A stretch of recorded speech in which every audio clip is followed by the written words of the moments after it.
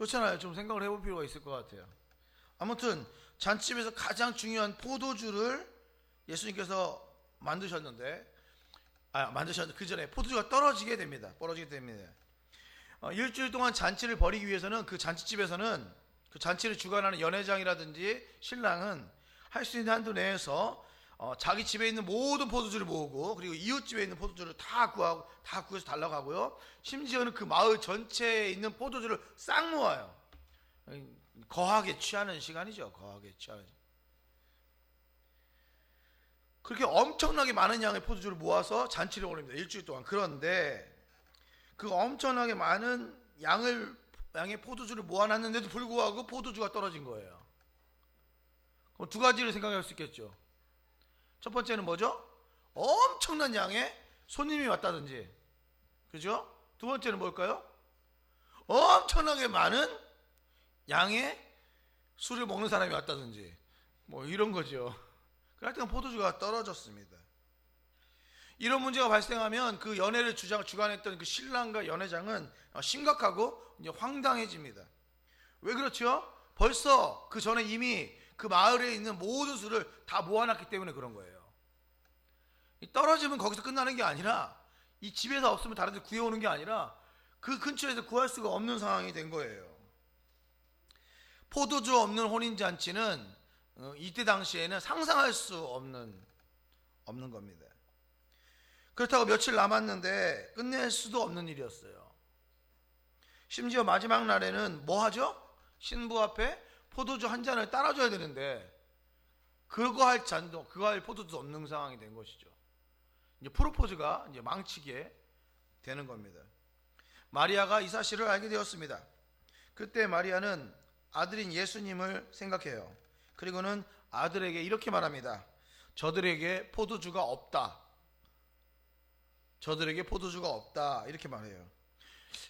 제 개인적인 생각은 마리아는 다르게 이야기할 수 있었을 것 같아요. 왜냐하면 마리아가 예수님의 엄마니까, 예수님의 엄마니까 분명 다르게 말할 수 있었을 것 같아요. 예를 들면 이렇게, 예수야, 어떡하니? 지금 포도주가 떨어졌는데 너를 따르는 제자들이 많잖아. 그 제자들 시켜서 가까운 데 말고 빨리 말을 타고 근처에 가서 포도주를 한두 통씩만 들고 와서 이 연애가 끝나지 않도록, 연애를 마칠 수 있도록 도와줬으면 좋겠다. 뭐 이렇게 이야기할 수 있었을 것 같아요. 그게 제일 상식적인 이야기고요. 엄마로서, 또한 친척으로서. 그런데 이 마리아는 그냥 간단하게 이야기합니다. 저들에게 포도주가 없다, 이렇게 말합니다. 제가 생각할 때에는 이 정도만 이야기해도 마리아는 예수님이 잘하는 모습들을 계속 지켜봤잖아요. 그래서 이 정도만 이야기해도 마리아 입장에서는 예수가 이 문제를 해결할 수 있을 거라고 생각했던 것 같아요. 그래서 그 다음 이야기가 나오는 거죠. 5절 이야기가 나오는 거죠. 이렇게 이야기를 합니다. 저들에게 포도주가 없다, 이렇게 이야기를 하니까 예수님께서 좀 냉정하게 반응하는 것처럼 보입니다. 4절에 보니까 이렇게 말하죠. 예수님께서, 여자여, 나와 무슨 상관이 있나이까? 내 때가 아직 이르지 아니하였습니다, 이렇게 말합니다. 가끔 어떤 사람들이 이 대답을 보고 특별히 어머니에게 여자여 라고 이야기한 이 호칭 때문에 예수님이 무례하게 행동했다, 뭐 이렇게 말하는 사람들이 있어요. 여러분도 아마 그런 느낌일 거예요. 느낌 자체는 그렇죠. 아니, 엄마가 얘기하는데 여자여, 나와 무슨 상관이 있습니까? 좀 네 가지가 없는 것 같은 느낌이 막 들잖아요.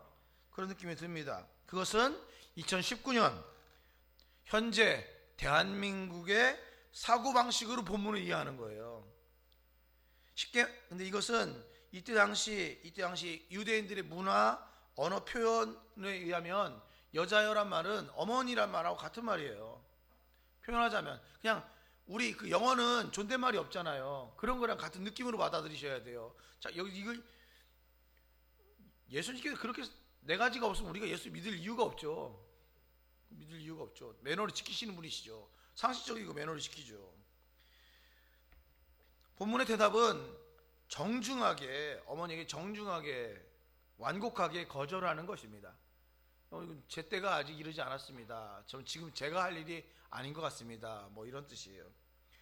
그러자 이 이야기 듣고 마리아는 하인들을 불러서 5절에 보니까 너희에게 이렇게 말합니다. 너희에게 무슨 말씀을 하시든지 그대로 하라. 이것도 좀 우리가 번역의 문제인데 이것도 한번 생각해 볼 필요가 있는 게, 엄마 마리아가 그 예수님의 말을 표현할 때 무슨 말씀을 하시든지 이렇게 표현했을까요?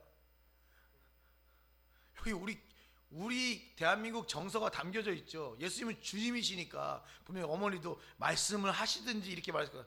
그냥 이렇게 얘기했죠. 야, 무슨 말을 하든지 이렇게 얘기했겠죠. 무슨 말을 하든지 그대로 해라 이렇게 얘기했겠지. 자꾸 하나님의 말씀을 자꾸 강조하다 보니까 예수님이 한마디 하시면은 막 거기에 막 부들부들 떠는 거죠. 아우, 주님이 말씀하셨습니다. 마리아가 주님이 말씀하셨습니다 이렇게 얘기하지는 않을 거예요. 하여튼간 표현이 그렇다는 거예요. 그런 걸 상식적으로 알고 보시면 좋아요. 무슨 말을 하든지 그대로 해라 이렇게 말합니다. 이것은 알고 있었다는 거죠. 뭘 알고 있었다는 겁니까? 분명 이 부분을 예수가 해결할 것이라는 나름대로의 생각, 예수를 지켜본 30여 년 지켜본 그 엄마의 생각이 이거는 예수가 해결할 수 있지 않을까? 뭐 이 정도 생각했던 것 같아요. 마리아는 다시 주방으로 들어간 것 같습니다. 예수님도 일행 가운데로 돌아가서 음식을 드셨을 것입니다. 그리고 어느 정도 시간이 지나요. 예수님이 일어나십니다. 그리고는 하인들을 불러요. 아까 그 하인들이죠. 그리고 그들을 데리고 문 바로 앞에 있는 항아리 쪽으로 가십니다. 유대인들은 음식을 먹기 전에 반드시 물로 손을 씻는 정결례를 행했어요. 이 정결례는 위생의 문제이기도 하지만 종교적인 문제예요. 정결례, 손을 씻는 행위인데 이것은 위생의 문제지만 종교적인 문제였어요. 우리 건이하고 혜인이가 요즘 약간 갈등이 있어요. 건이하고 혜인이하고 현이가 죄송합니다. 건아 미안. 제가 애들이 하도 많아가지고 헷갈려요, 서로 호칭이. 혜인이하고 현이가 약간의 갈등이 있어요. 그 갈등은 뭐냐면 현이가 집에 들어오면 혜인이가 손을 씻으라고 그래요. 정결례를 요구하는 거죠. 근데 현이가 잘 씻다가 요즘 잘 안 씻어요. 하도 얘기하니까. 우리 혜인이는 이게 위생의 문제이기보다는 종교적인 문제이기 때문에 그런지 모르지만 계속 씻으라고 하고, 현이는 계속 안 씻으려고 도망다니고 뭐 이런 일이 갈등이 좀 있어요. 하여튼 그 정결례, 위생적인 것도 중요하지만 종교적인 문제인 정결례. 왜 이 정결례가 중요하냐면요, 알게 모르게 밖에서 돌아다니면서 부정한 것을 만졌을 것에 대한 두려움이 있어요. 그래서 자신이 더러워질 것에 대한 두려움이 있는 겁니다. 특히나 손은 그들에게 있어서 중요한 이유가 음식을 손으로 집어 먹으니까 손을 씻는 것은 매우 중요한 일입니다. 손에 더러운 것, 부정한 것을 만져서 손이 더러워지면 씻으면 그만인데, 그렇죠? 손이 더러워지면 정결례를 하면 그만인데, 더러운 손으로 음식을 잡고 먹으면 내부가 더러워지잖아요. 이걸 씻을 수가 없는 거예요. 그들에게 입장에 볼 때는. 그래서 정결례가 그래서 중요합니다. 손을 씻는 것, 그리고 그 음식을 취하는 것이 그래서 고민해야 될 부분인 것이죠. 지난번에도 한번 말씀드렸지만 정결례가 중요한 것은 안식일은 일주일에 한 번이지만 정결례는 하루에 3번씩이니까 2번, 3번에 걸리는 거니까 정결례는 그래서 더 나름대로 중요한. 그래서 그 정결례를 위해서 문 앞에는 늘 항아리가 있었어요. 물항아리가 있었죠. 물항아리가. 예수님은 그 항아리를 가리키며 7절에 이렇게 말합니다. 항아리에 물을 채워라 이렇게 말합니다. 많은 손님들이 왔었고요. 잔치 때문에 많은 손님들이 왔었고 정결례는 계속 진행되었기 때문에 항아리에 물이 많이 없어졌을 거예요. 항아리에 물을 채우라는 예수님의 말을 듣고 하인들은 이렇게 생각했을 겁니다. 물을 채우라고 하는 거 보니까 또 많은 손님이 오겠구나 이렇게 생각을 했을 거예요. 어떤 사람은 이 부분을 가지고 항아리를 가득 채우는 신앙을 가져라 뭐 이런 얘기 하더라고요. 예수님께서 포도주를 만들기도 전에 포도주를 만들 것이라고 미리 예측하고 알고 있는 거죠. 그렇게 얘기하시는 분이 있는데 말도 안 되는 소리입니다.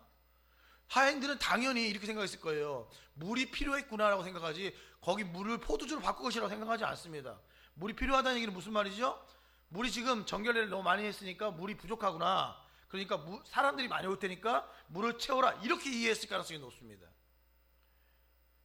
여기 또 정치적인 발언을 또 하면 안 될 것 같은데 한마디만 드리면, 마치 우리나라에 지금 유명하신 어떤 분, 조모 씨, 그 조모 씨가 교수일 때 이 양반이 미래에는 이 양반이 민정수석이 되고 법무부 장관이 될 것이라고 예측하고 뇌물을 준 사람도 있을 것이다, 이렇게 생각하면 안 된다는 거예요. 그렇게 생각하는 그 무당들이 많아요. 무당들이. 그래서 예측해서 뇌물을 주는 거죠. 이 사람은 법무부 장관이 될 것이야 예측하고 이 사람을 위해서 이제 싸바싸바해서 뇌물을 준 사람들이 있다는 거예요. 그렇게 하면 안 돼요. 상식선에서 생각을 해야 됩니다. 설교도 그렇게 하는 게 너무 많아요. 설교도 이렇게 막 상식을 초월해서 믿음의 눈으로 보는 거죠. 믿음의 눈으로 보시면 안 돼요. 이거는 믿음의 눈으로 보는 게 아니고 이거는 그냥 상식으로 보셔야 됩니다. 그 친구들은 믿음이 있어서 머리 채운 게 아니에요. 그래서 자꾸 기복신앙적인 것을 강조하시는 목사님들이 그런 말씀 많이 하잖아요.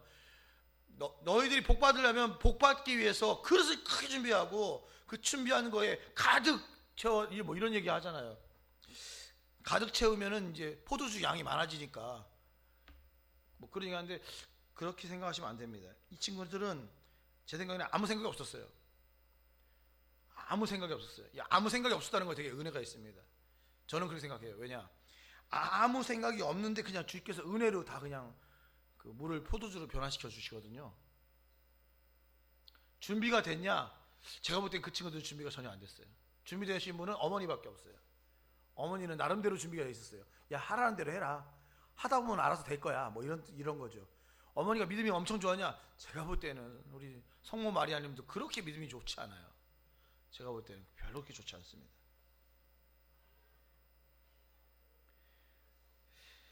여섯 개의 항아리에 물이 가득 채워지자 예수님은 하인들에게 말합니다. 8절에 이제는 떠서 연회장에 갖다 주라, 이렇게 말합니다. 연회장이 누굽니까? 이 잔치를 총괄하는 사람입니다. 그 사람에게 이 물을 갖다 주라는 거죠. 하인들이 그 물을 갖다가 주었어요. 근데 이 하인들이 물을 갖다 줄 때 무슨 생각을 하면서 갖다 줬을 것 같아요? 예? 그렇죠. 그게 상식적이죠. 왜 갖다 주라고 하는 거지? 손 씻는 물인데? 손 씻으라고 갖다 주라고 하는 건가? 그렇잖아요. 상식적으로 그렇잖아요. 근데 여기는 아주 중요한 것이 있어요. 그게 뭐냐면, 이것도 설교할 때 이런 분들이 있어요. 예수님의 말씀에 순종해서 물을 갖다 줬더니 뭐 이런 중에서 포도주로 변했다, 뭐 이렇게 말하는 분들이 계신데, 저는 여기서 중요한 포인트는, 저는 개인적으로 도대체 어느 순간에 물이 포도주로 변했을까예요. 저는 예수님의 말씀대로 물을 채웠을 때 포도주가 됐을까, 아니면 포도주를 물에 채우고서 예수님께서 잠시 기도하시니까 물이 포도주로 변했을까, 아니면 연회장으로 갖다 주라는 순종을 할 때 물이 포도주로 변했을까, 아니면 갖다 줬는데 분명히 물을 갖다 줬는데 마실 때 포도주로 변했을까. 저는 좀 약간 궁금하기는 해요. 그리고 또 하나 진짜 궁금한 것은 그 포도주가 물색과 같은 백포도주였을까, 아니면 물색과 다른 적포도주였을까. 막 저는 이런 생각을 하거든요. 궁금하잖아요. 전혀 중요하지 않습니다. 몰라요. 성경에 안 나와 있어요. 어느 순간에 그렇게 된 거예요. 어떤 분이 설교하시다가 이런 분 얘기하시더라고요. 우리는 인생이 물인데, 우리 인생은 물인데 예수님께서 허락하시고 만져주시면 어느 순간 우리도 아름다운 포도주가 된다. 물이 변하여 포도주가 되었네.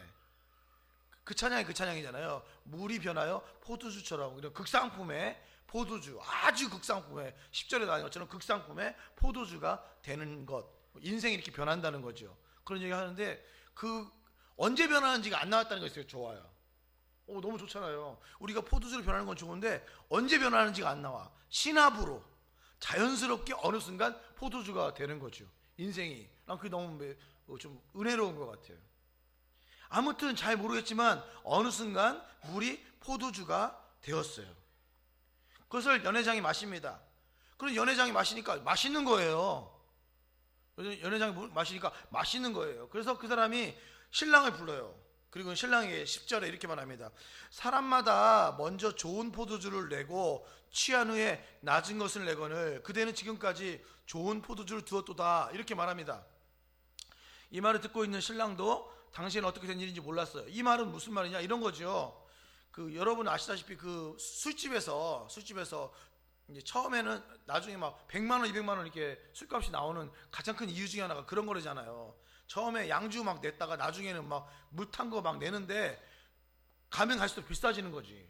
고주망태가 되면 이게 술인지 물인지도 모르고 막 마시게 되는 거죠. 그렇다는 거예요. 처음에는 좋은 술을 내고 나중에는 좋지 않은 술을 내는 것이 인지상정이고 일반적인 상식인데, 야, 여기는 도대체 어떻게 된 것이 거꾸로냐? 처음에보다 뒤에 것이 더 좋다, 이렇게 이야기를 연회장이 했다는 겁니다. 신랑이 이야기를 듣고 어떻게 된 일인지 잘 몰랐을 거예요. 신랑도 알았을 겁니다. 무엇을요? 어쩌면 신랑도 알았을 거예요. 포도주가 떨어졌다는 사실을. 그런데 이상한 일이 벌어진 것이죠. 나중에 아마 하인들에게 물어봤을 것이고 예수님께서 이 일에 관여했다는 것을 알았을 가능성이 있습니다. 성경에 나오지 않으니까 그 가능성만 있어요. 이제 결론은 11절이죠. 예수님께서 이 첫 표적입니다. 첫 기적이고 첫 이적이라고도 합니다. 첫 표적을 갈릴리 가나에서 행하여 그의 영광을 나타내심에 제자들이 그를 믿으니라. 예수님께서는 당신께서 말씀하신 대로 아직 그 주님의 때가 되지 않았어요. 그런데 이 첫 표적을 행하십니다. 그 이유는 제가 생각할 때에는, 여기는 이제 제자들이 믿게 되었다라고 써있지만 제가 생각할 때에는 이런 겁니다.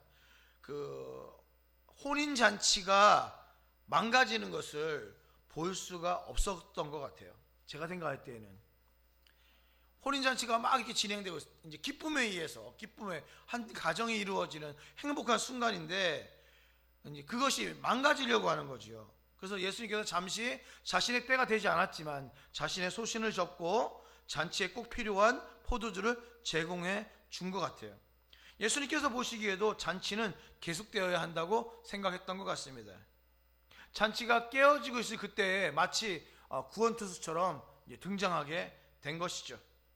그리고 이 표적을 지켜보던 제자들은 성경에 믿음이 생겼다라고 말합니다. 이 믿음은 무엇이냐면, 이 믿음은 예수님께서 구원자다 이런 믿음이라기보다는 도대체 이 사람은 누구시길래, 황당하다, 누구시길래 물을 포도주로 바꿀 수 있는 능력이 있지? 대단한 사람이다라는 이 사람이 대단한 사람이다라는 믿음이 생겼을 가능성이 아주 높습니다.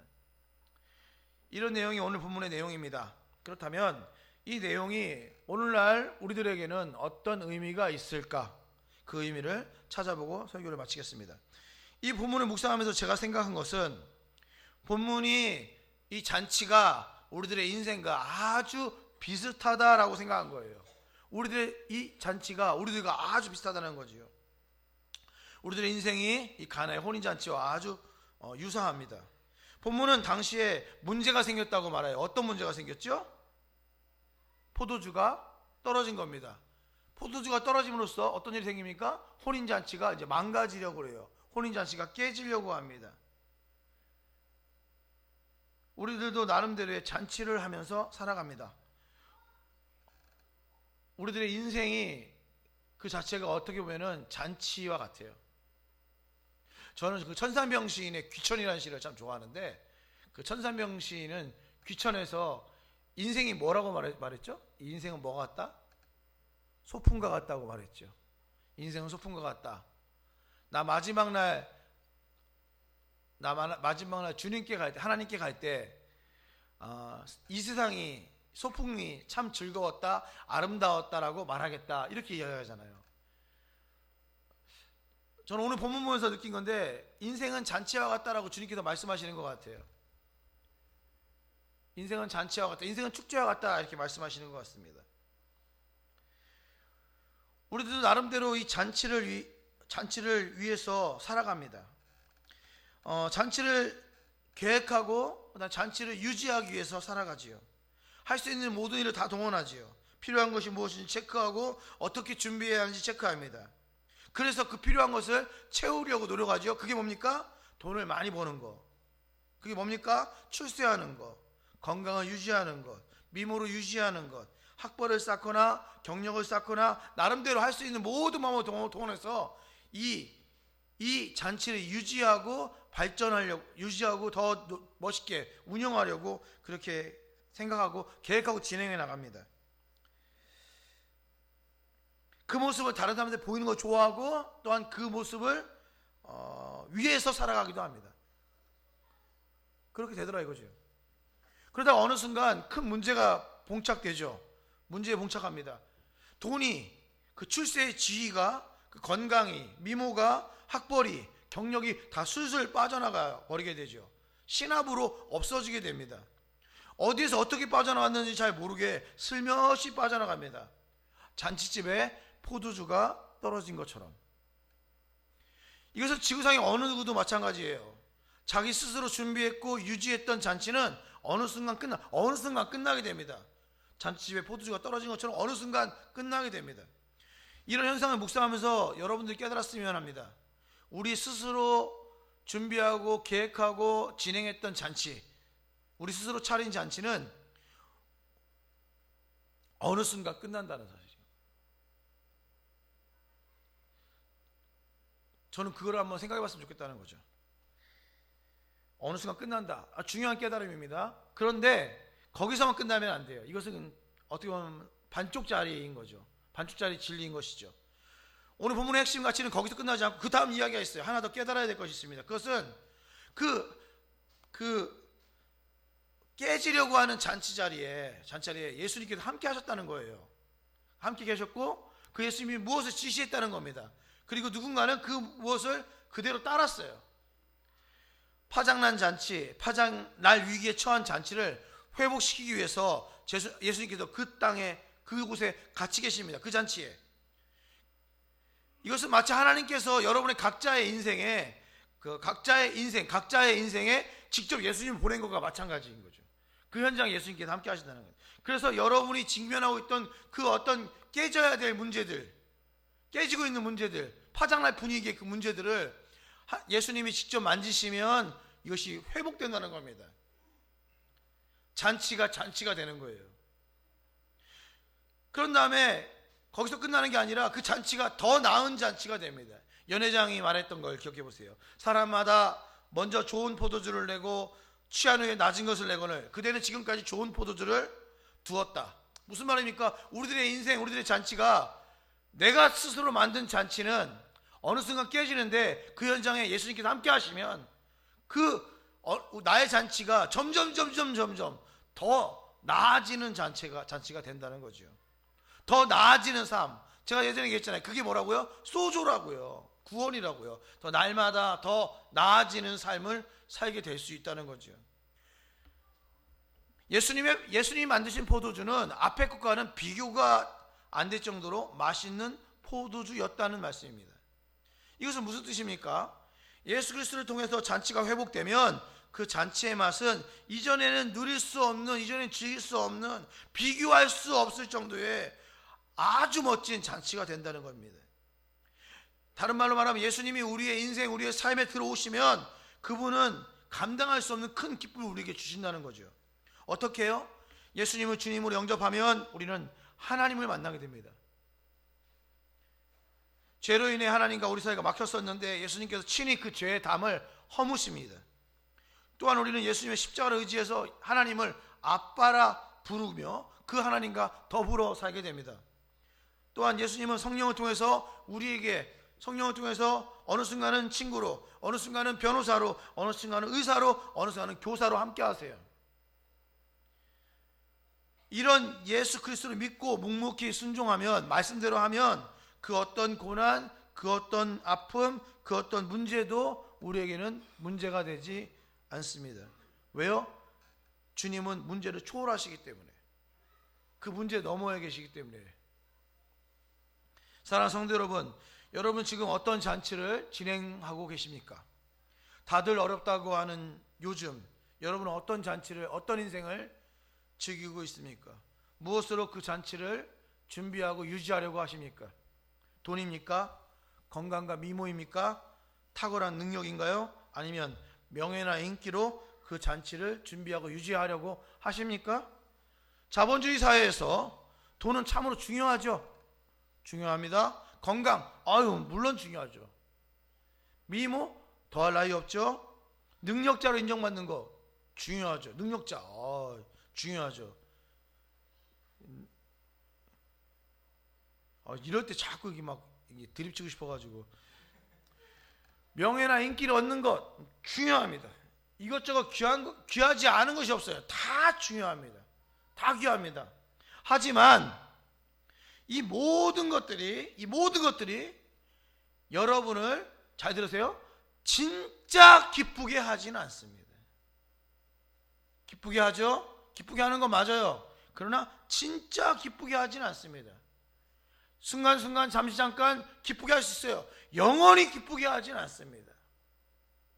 참 기쁨이 되는 것은 아니에요. 여러분들이 여러분들의 힘으로 스스로 준비하는 인생, 준비한 잔치라면 중요하지만 그 모든 것에 끝이 있어요. 끝이 있습니다. 여러분들이 제가 누리지 못하는 것을 여러분이 받고 누리는 그 축복을 받았다고 제가 시기 질투해서 하는 말이 아니에요. 여러분들이 누리고 있는 그 많은 복들은 어느 순간 끝이 납니다. 그것이 여러분의 인생을 좌지우지한다고 생각하지 마세요. 여러분의 잔치를 유지할 거라고 생각하지 마세요. 그것이 귀한 것들이지만 그게 다가 아니에요.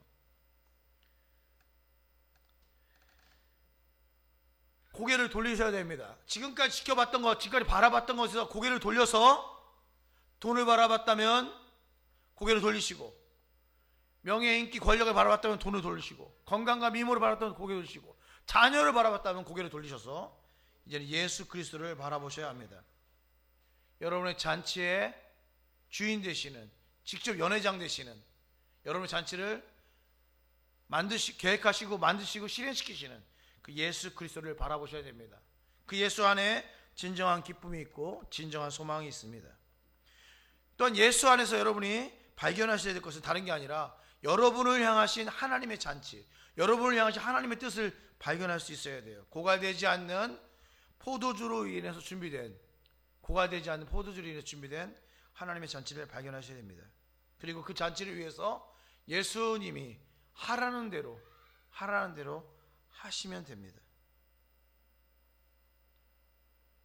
그렇게 하시면 여러분의 인생에 예수님을 모시게 되는 것이고, 여러분의 집에 예수님이 모셔지는 것이고, 예수님 안에서 참 행복을 누리게 될 것입니다. 그렇게 해야 이 세상의 물질관으로부터 벗어날 수가 있습니다.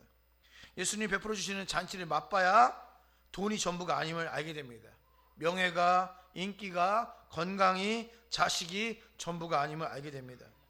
예수님께서 베풀어 주신 잔치를 맛본 사람은 이 모든 것을 절대시하지 아니하고 상대화할 수 있어요.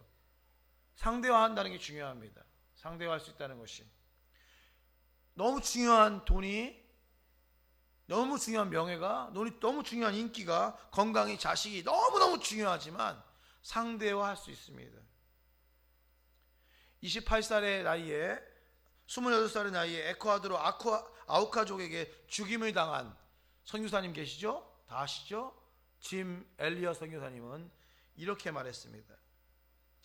영원한 것을 얻기 위해 영원하지 않은 것을 버리는 자는 절대로 어리석은 자가 아니다.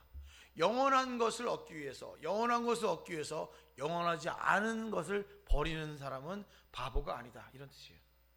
영원한 것을 얻기 위해서 영원하지 않은 것은 버릴 수가 있는 것입니다. 무엇을 얻기 위해서요? 영원한 것을 얻기 위해서요.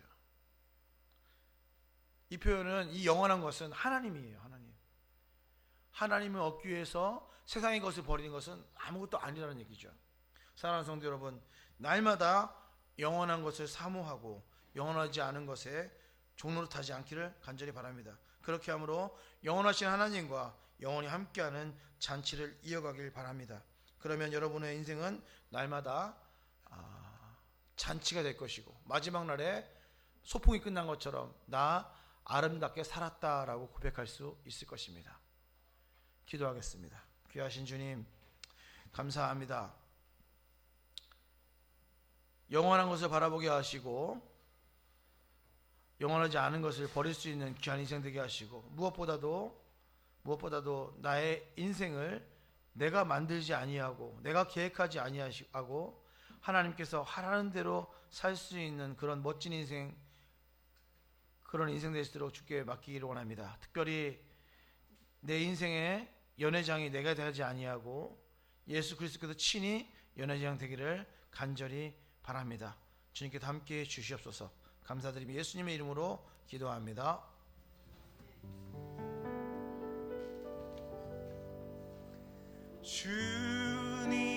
주님의 크신 사랑 찬양해 나의 힘과 능력이 되신 주 나의 모든 삶 변화되었네 크신 주의 사랑 찬 우리 다시 한번 고백합니다. 주님의 크신 사랑 찬양해 나의 힘과 능력이 되신 주 나의 모든 삶 변화되었네 크신 주의 사랑 찬양해.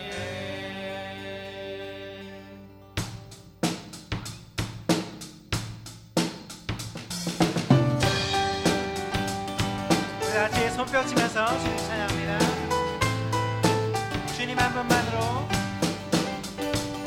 주님 한 분만으로 나는 만족해 나의 모든 것 대신 주님 찬양해 나의 영원한 생명 대신 예수님 목소리 높여 찬양해 다시 한번 주님 한 분만으로 주님 한 분만으로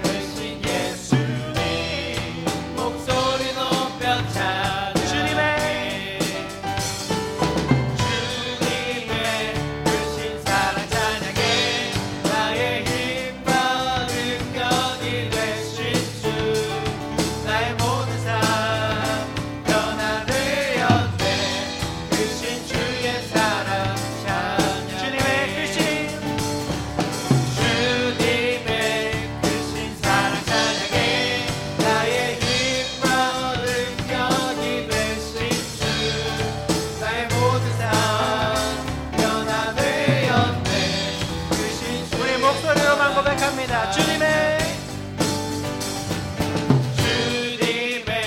크신 사랑 찬양해 나의 힘과 능력이 되신 주 나의 모든 삶 변화되었네 크신 주의 사랑 다같이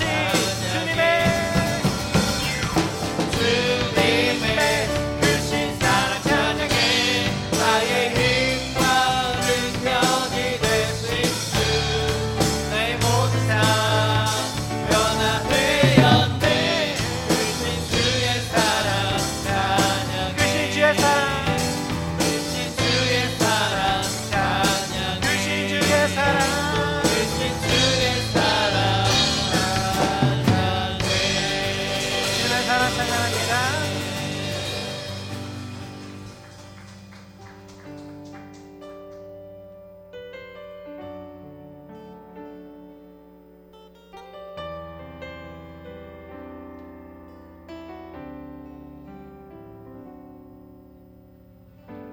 영원한 시간을 빚으시고 영원한 생명을 놓으신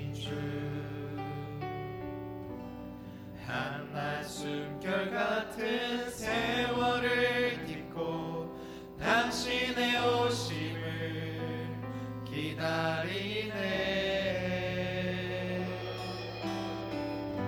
수많은 별들을 만드시고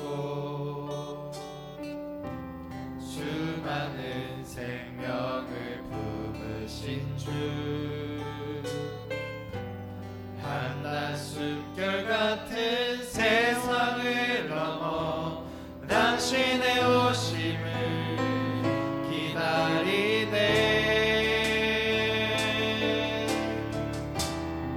주와 내 영혼이 주와 내 영혼이 서로 마주한 그때에 근심의 옷을 벗고 영혼을 살리. 주와 내 영혼이 서로 마주한 그때에 고뇌의 옷을 벗고 영원을 누리리. 우리 다시 한번 고백합니다. 영원한 시간을 빚으시고 영원한 시간을 빚으시고 영원한 생명을 놓으신 주, 한낮 숨결 같은 세월을 딛고 당신의 오심을 기다리네.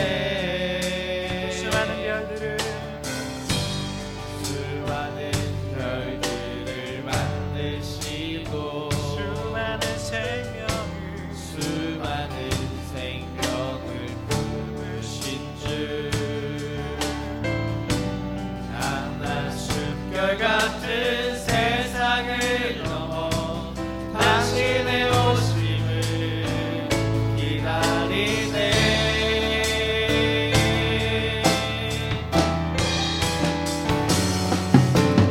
주와 내 영혼이 서로 마주한 그때에 근심의 옷을 벗고 영혼을 살리.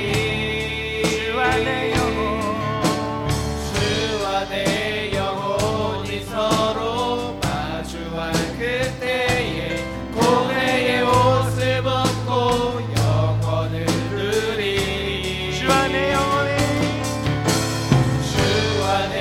영혼이 서로 마주한 그때에 근심의 옷을 벗고 영원을 살리. 주와 내 영혼이 서로 마주한 그때에 고뇌의 옷을 벗고 영원을 누리리.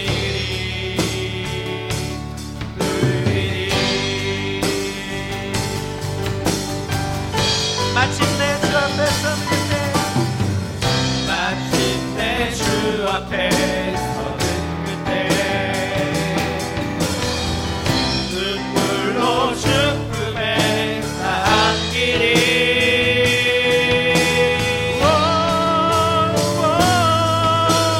주와 내 영혼이 서로 마주할 그때에 근심의 옷을 벗고 영혼을 살리. 주와 내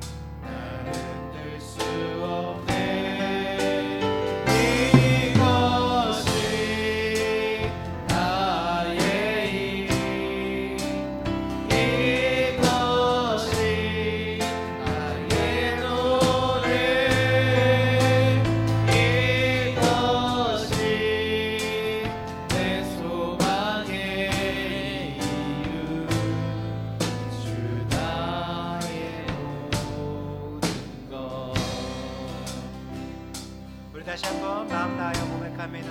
주님 한 분만으로, 주님 한 분만으로 내 영혼 만족합니다. 내 영혼 만족하네. 다른 종류의 즐거움 날 채울 수 없네. 주님 한 분만으로 내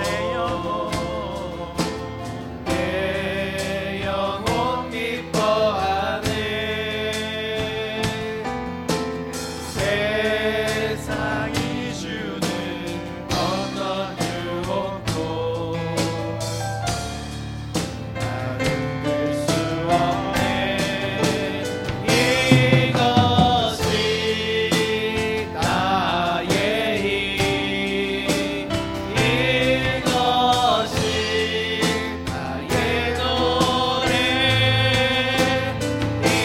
이것이 내 소망의 이유, 주 나의 복. 이것이 나의 이것이 나의 힘, 이것이 나의 노래, 이것이 내 소망의 이유, 주 나의 모든. 이것이 나의 고백합니다. 이것이 나의 힘, 이것이 나의 노래, 이것이 내 소망의 이유, 주 나의 모든 것. 내가 믿고 또 의지하는 내 모든 정결하시는 주님, 보호해주실 것을 나는 확실히 아네. 내가 믿고 의지하는 내 모든 영역하시는 주님, 보호해주실 것을 나는 확실히 아네. 내가 믿고 또 의지하는 내 모든 영역하시는 주님, 보호해주실 것을 나는 확실히 아네. 이 시간 다 할 수 주님께 기도할 때에, 주님, 우리가 오직 주님 한 분만으로 그렇게 살기를 원합니다. 세상이 주는 기쁨, 세상이 주는 유혹, 세상이 주는 즐거움들은 다 끊어질 것이고 언젠가 끝나는 것입니다. 하지만 오직 주님 한 분, 예수님만은 영원히 끊이지 않고 우리 안에 함께 계시고 영원히 함께 계시는 분이심을 우리가 믿고 고백합니다. 그 주님, 진짜 깨어질 것을 위해서 주님을 놓치는 그런 오류를 범하지 않도록 주님만을 위해서 끝까지 붙잡고 살 수 있는 우리가 될 수 있도록 우리 다 같이 주님께 그 다짐의 기도를, 주님 우리 안에 함께하여 주시옵소서, 그런 간구의 기도를 주님께 드리기 원합니다. 하나님, 주님 안에 온전히 믿고 나갈 수 있는 우리가 될 수 있도록 인도하여 주시옵소서. 끊어질 것을 위하여 주님을 놓친 오류를 범하지 않도록 하여 주시옵소서. 오직 주님 한 분만으로 내가 만족할 수 있고 나를 채울 수 있는 그런 우리가 될 수 있도록 인도하여 주시옵소서. 오직 주님 오늘 바라볼 수 있는 우리가 오늘 될 수 있도록 주님이 함께하여 주시옵소서. 우리의 삶을 온전히 바꿀 수 있는 우리가 될 수 있게 인도하여 주시고 먼저를 바라볼 수 있는 우리가 되게 하여 주시옵소서. 아버지 먼저를 바라볼 수 있는 우리가 되게 하여 주시옵소서. 주님 한번만으로 만족할 수 있고 아버지의 그때를 우리가 아버지 섬기면서 아버지 믿으면서 의지하며 살 수 있는 되게 하여 주시옵소서. 아버지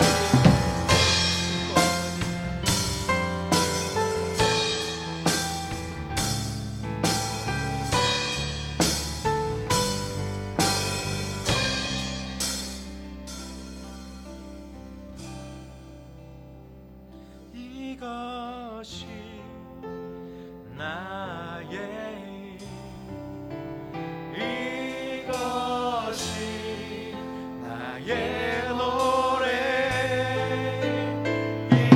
이것이 내 소망의 이유 주 나의 우리 다시 한번 고백합니다. 이것이 나의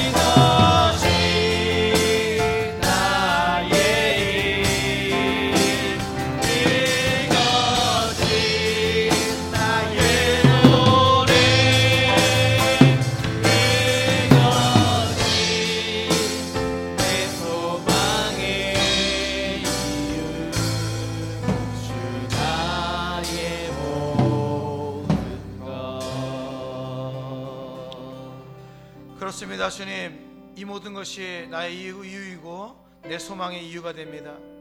예수 그리스도 한 분만으로 기뻐하며 즐거워할 수 있는 귀한 인생 될 수 있도록 주께서 붙잡아 주시기 역사해 주시기 간절히 원합니다. 내 삶을 잔치로 바라보고 축제로 바라보게 하시고 내 인생의 잔치에, 내 인생의 축제에 예수 그리스도를 연회장으로 모시고 그 예수가 원하는 대로 살 수 있는 귀한 인생 될 수 있도록 주께서 붙잡아 주셔서 참 기쁨이고 참 소망이신 예수 그리스도로 말미암아 기뻐하며 살 수 있는 귀한 인생 되도록 주께서 붙잡아 주옵소서. 언젠가 우리가 추구하는 인기와 명예와 권력과 돈과 세상의 존귀 영화는 한순간에 끊어질 것임을 고백합니다. 그 모든 것이 멈춰질 때 예수 그리스도로 인해서 회복되는 놀라움이 우리 인생 가운데 나타날수록 주께서 붙잡아 주옵소서.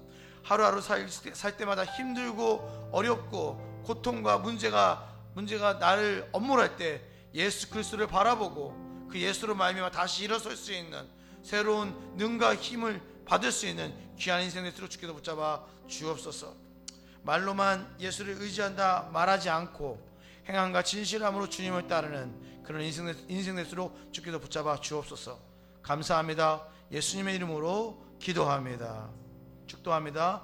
이제는 우리 주님 예수 그리스도의 은혜와 그 크신 하나님 아버지의 사랑하심과 성령 하나님의 감화감동 역사하심이 내 인생에 예수 그리스도를 주인으로 모시고 살아가기로 결단하는 사랑하는 성도님들 머리 위에 이제로부터 영원까지 함께 있을지어다. 아멘. 아버지 감사